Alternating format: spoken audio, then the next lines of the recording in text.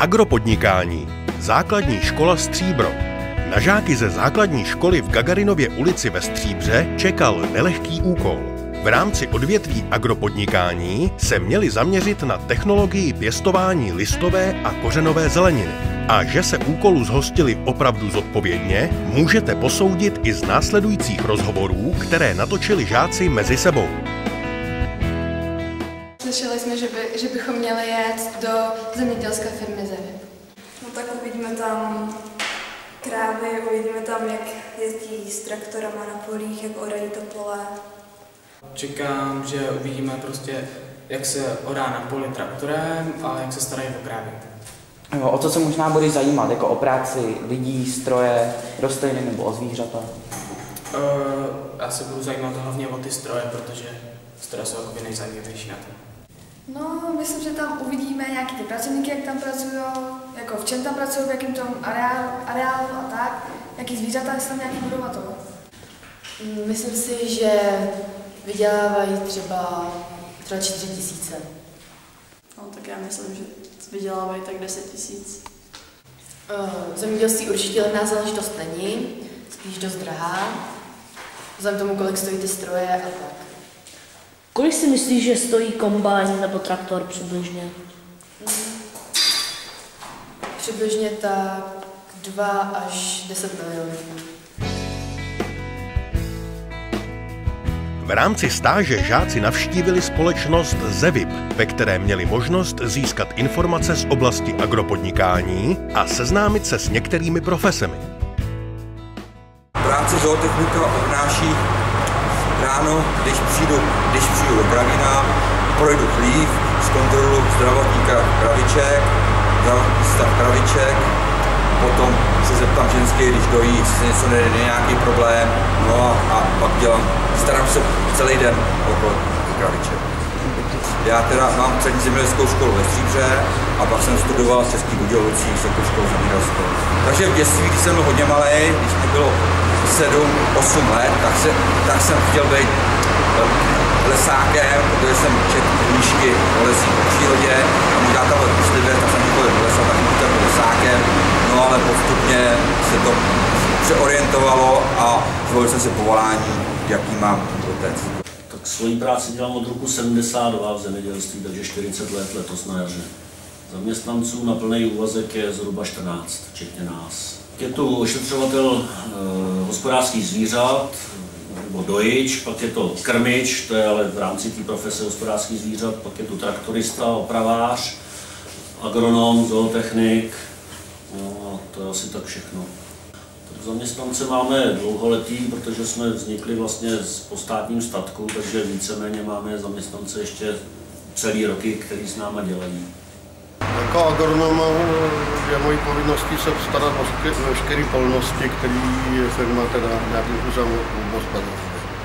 Obhospodařujeme 550 hektarů zemědělské půdy, z toho 250 orů.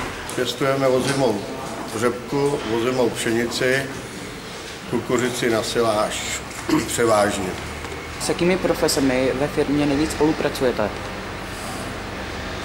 Profesemi, no tak je to, my, protože máme živočišnou, tak musíme zajistit teda chod živočišní výroby, no a pak jsou to profese traktorista, profese mechanizátor, zemědělský strojvývatel, pak jsou to profese chemických firm, který zajišťují dodávání chemických prostředků, osivářské firmy, které dodávají zase osiva, firmy, které dodávají hnojiva, no, takže tak tyhle těma záležitostma, s těma firmama a s těma lidma člověk spolupracuje.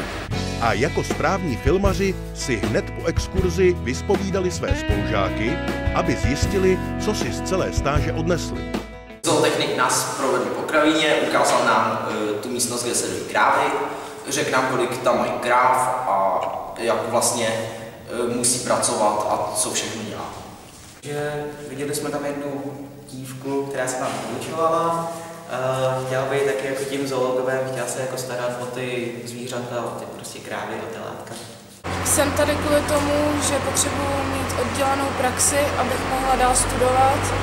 Že přece jenom střední odborná škola ve Stříbře bych musela dělat hodně těžkou práci a já bych chtěla jít dál na veterinu.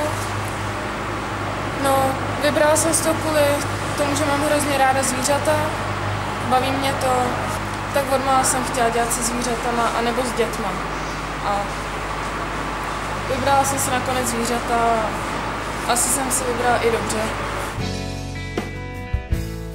A pak už se mohli pustit do zadaného úkolu pěstování listové a kořenové zeleniny.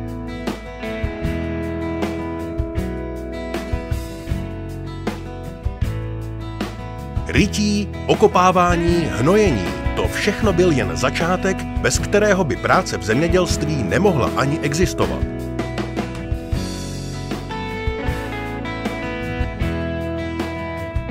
Proto žákům přišlo vhod využití malé mechanizace.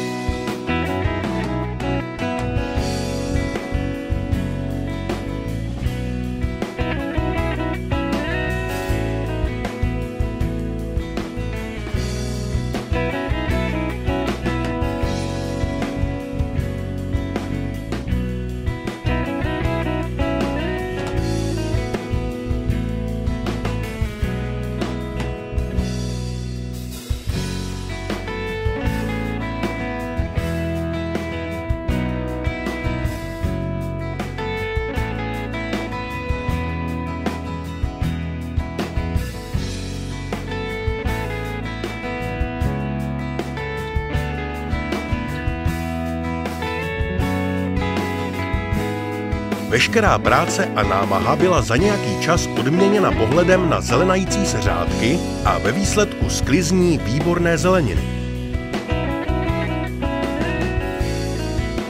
Věříme, že příště, až budete jíst třeba obyčejný hlávkový salát, uvědomíte si, kolik práce dá vypěstovat jednu rostlinku.